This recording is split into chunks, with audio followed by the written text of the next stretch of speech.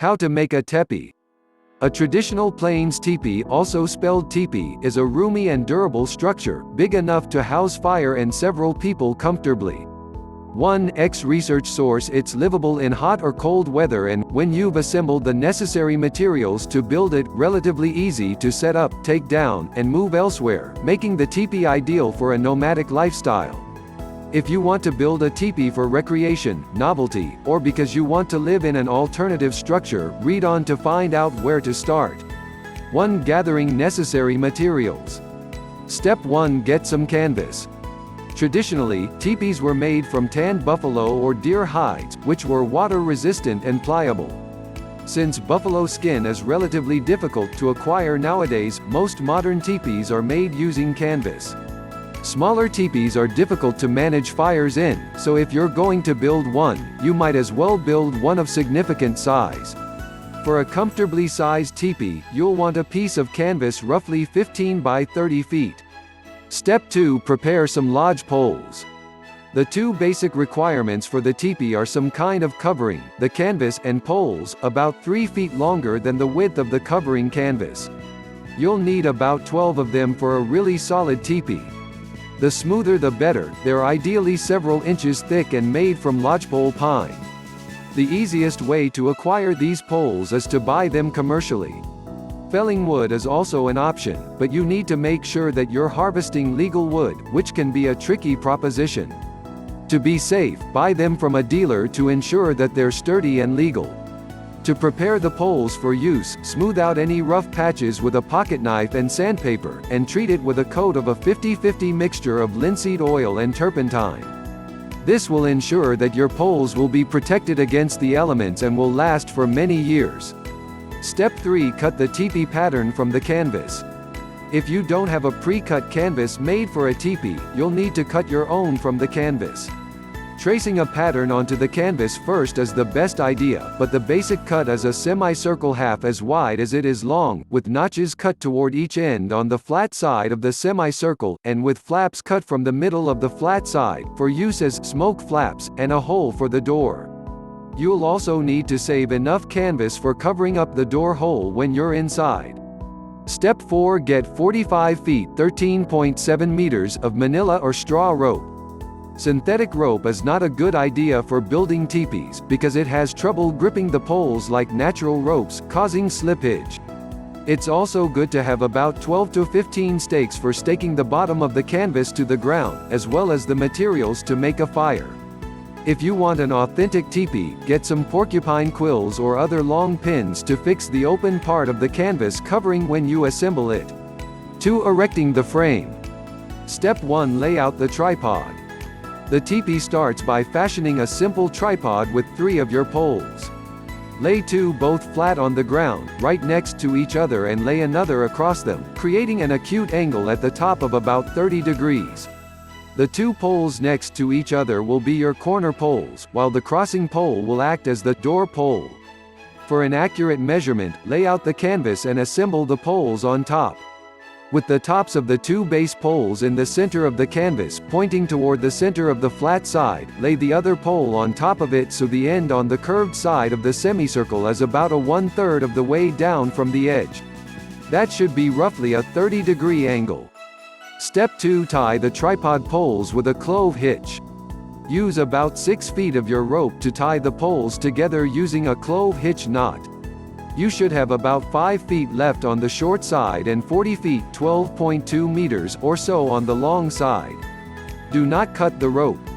With the short end, wrap around the poles several times and then tie another clove hitch with the remaining rope. The rest of the rope will come in handy later. Keep it coiled and out of the way. Step 3. Raise the teepee. In the location you'd like to set up your teepee, raise the poles from the jointed end by pulling the rope. Have helpers stand with their feet on the bottom end of the poles to keep them from dragging the tripod. At this point, it should look more like a bipod. When it reaches its apex, separate the 2 base poles that were next to each other roughly 9 feet (2.7 meters) from one another. They will be the back corners of the teepee, while the crossing pole will be the door pole. It should not be, strictly speaking, symmetrical, but more of an isosceles triangle. The back corner poles should act as a cradle for the door pole, with about a foot more space from each corner pole to the door pole than between each corner pole. Make sure all the corners of the tripod are sturdy by pulling down on the rope while standing in the center of the tripod, directly under the joining point. Step 4. Lay in the poles. Set aside your sturdiest pole to act as your lift pole. You'll add poles by moving in a counterclockwise circle around the tripod, starting directly to the right of the door pole. The sides of the tripod between the door pole and each corner pole should have 5 poles each. The back side, between the 2 corner poles, should have 4 poles plus your lift pole. Leave space for the lift pole in the center of the back side of the teepee. There should be 4 poles on that side, with a gap in the middle for the lift pole. This will be used later to put the cover on the teepee. Steadying each pole at the base with your foot in an arcing line with the corner poles and door pole, gently let the top of the pole come to rest in the V created by both of the corner poles. The distance between all the poles, evenly spaced, should be about 3 feet (0.9 meters). Step 5. Wrap the poles.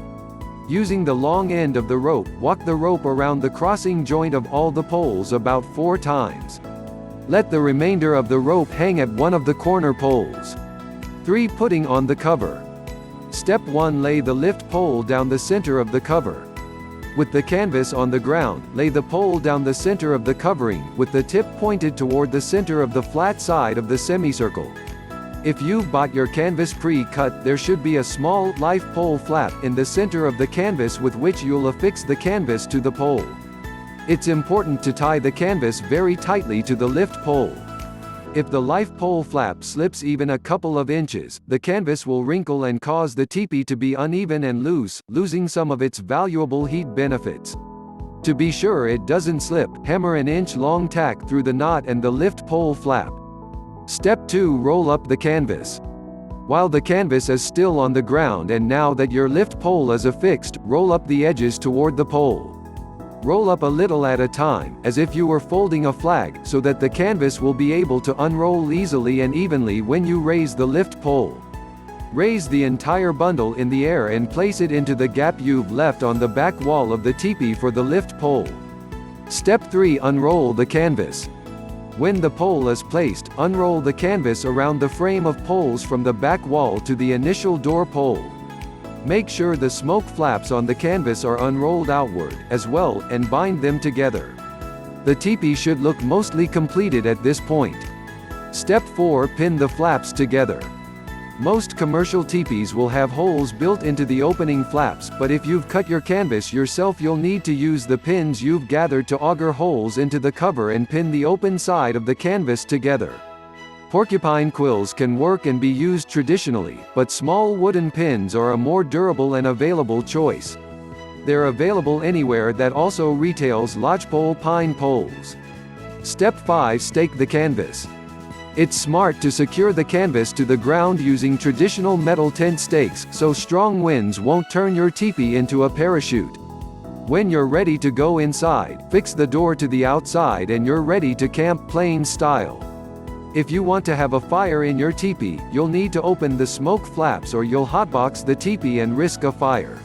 Plant stakes on the door side of the teepee to fix the ropes to when you've opened them, to keep them from flapping back closed while your fire is lit. Be very careful if you want to start a fire during cold weather. It'll be a great source of heat, and your tent will be toasty in no time, but make sure it's centrally placed, under the smoke flaps, and keep an active watch on it at all times.